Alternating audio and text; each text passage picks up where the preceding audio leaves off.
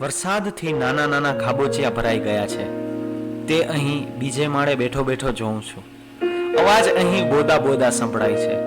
સહેજ આંગળી અડાડો તો એ બધા અહીં સિગારેટ પરની રાખની જેમ ખરી પડે. અહીં તું આવે તો હું તને એક અક્ષર નહીં બોલવા દઉં. તારો અવાજ આમ ખરી પડે તે મને નહીં ગમે. શેરીના દીવાનું અજવાળું ખાબોચિયામાં પુરાઈને અકળાય છે. તને ખબર છે, એવું જ આંસુથી ડોળાયેલી તારી આંખમાં કેદ થયેલું અજવાળું મુક્ત કરતા મને શું વીત્યું હતું. તારી આંખોમાં સરુના વૃક્ષોની વિથિકાને વિસ્તરવી જોવી ગમે છે. એ વિથિકામાં થઈને ચાલ્યો જતો હોઉં ત્યારે સરુની શાખાએ શાખાએ મારા માટેનો સંદેશો ઉચ્ચારતો હોય.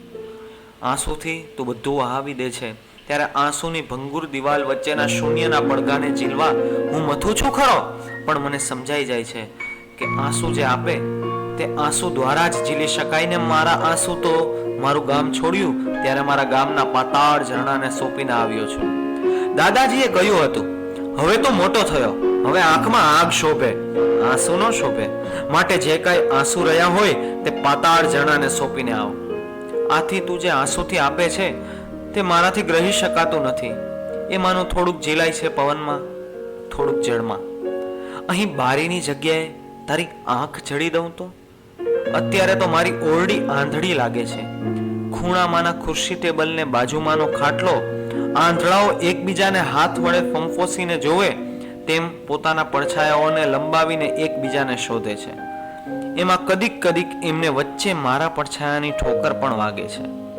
પણ આ આંધળી ઓરડી વિશે તને ફરિયાદ નથી કરતો. દરેક એકાંત આંધળું હોય છે. અંધતાના અંતહીન સમુદ્રમાં કશું મૂલ્યવાન મોતી તાગવા મેં ઝંપલાવ્યું નથી. મારા નક્કર અંધકારને ઓગળવા જ મેં એમાં ડૂબકી મારી છે. મારા અંધકારને માંજીને એ જગજગતા હીરા જેવો કરી આપશે. પછી તું એને સ્વીકારશે ખરી કે પછી રખે એને હીરો ચૂસવાનું મન થઈ આવે એ બી કે નહીં સ્વીકારે?